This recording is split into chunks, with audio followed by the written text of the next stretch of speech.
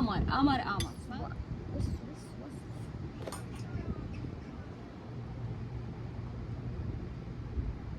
Oh my goodness.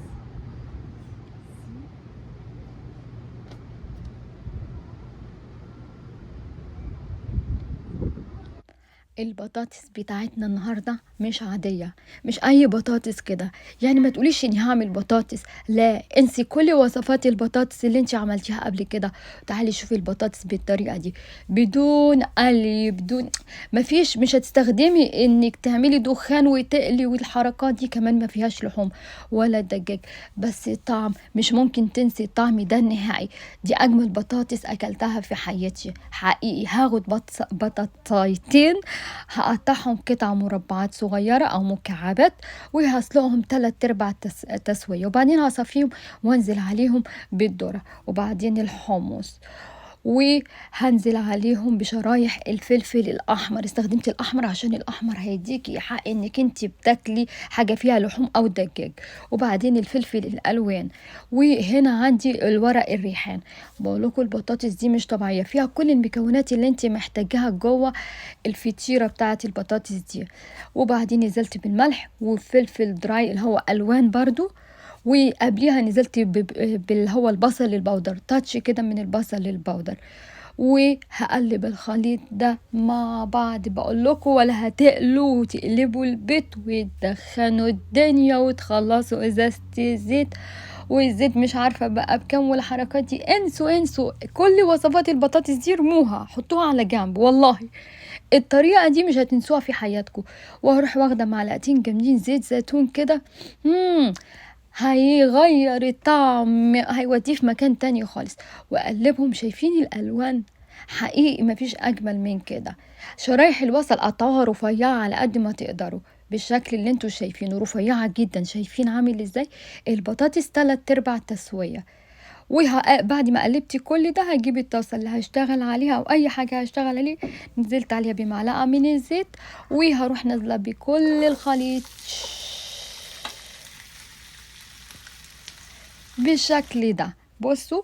وبعدين هروح جايبه، كنت مقطعه قطع الجبن اللي عملنا جبنه الموزاريلا مع بعض، اي نوع جبن انت بتحبيه حطي. قطعته مكعبات صغيره قد مقاس البطاطس، بحيث اني احطها في النص كده ما بين الخضار اللي انا استخدمته، بحيث لما اوديها على البوتاجاز احطها على درجه حراره متوسطه، وهغطي عليها. هتروح منزله. بصوا شكلها حلو قوي، هي كده خلاص ممكن تاكلي منها.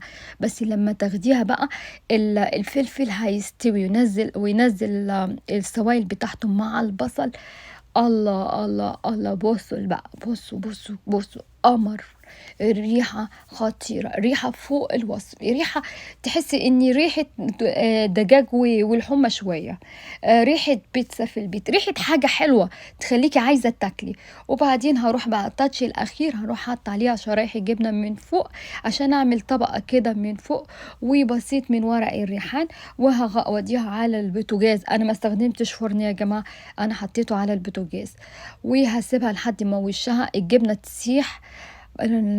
بعد ما حطيت ورق، انا قلت لها حطيت ورق ريحان صح اهو، عشان مش عارفه مش متاكده، انا قلت لا جاست ان كيس. اول ما الجبنه تسيح بالشكل ده خلاص تتسد.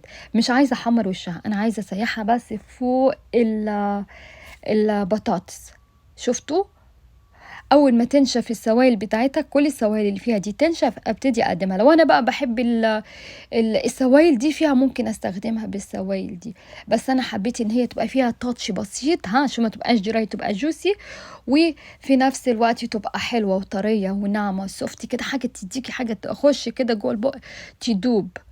هي مش عارفه اقول لكم ايه، والله جميله جميله جميله. الجبنه سايحه على نفسها، عماله تمط كده تعمل استرتش. ما كنتش عارفه اقدمها وانا بصور، بقيت اقطعها بايدي، خاصه انا قد جبت شوك ما جبت السكينه. بصوا بقى، بصوا القمر ده يتاكل ازاي. ما تنسوش يا جماعه تتابعوني على قناتي التانية، بنزل فيديو هنا وفيديو هناك. البطاطس ناعمه قوي، جوسي. الجبنة حلوة ما شاء الله، عملناها زي ما انتوا شفتوا الطريقة، هسيب لكم لينك جوه صندوق الوصف.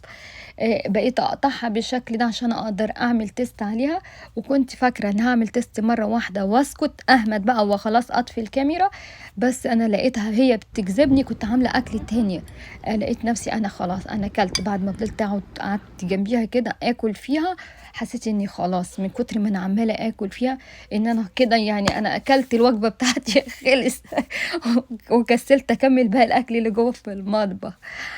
حلوة قوي، اعملوها خفيفة ولذيذة وطعمها يجنن حقيقي. انجوي يا جماعة. كان معاكم ام علي، ما تنسوش تتابعوني على قناتي دي والقناة تانية، وبقول اللي بيتابعني على الفيس يتابعني على اليوتيوب. بصوا قد ايه حلوة، الكورن بيخش كده يتطرقع جوه البق مع الفلفل سويت. لما هتيجوا تعملوها هتنزل السوائل، تسيبوها لحد ما تخلص كل السوائل بتاعتها. انجوي.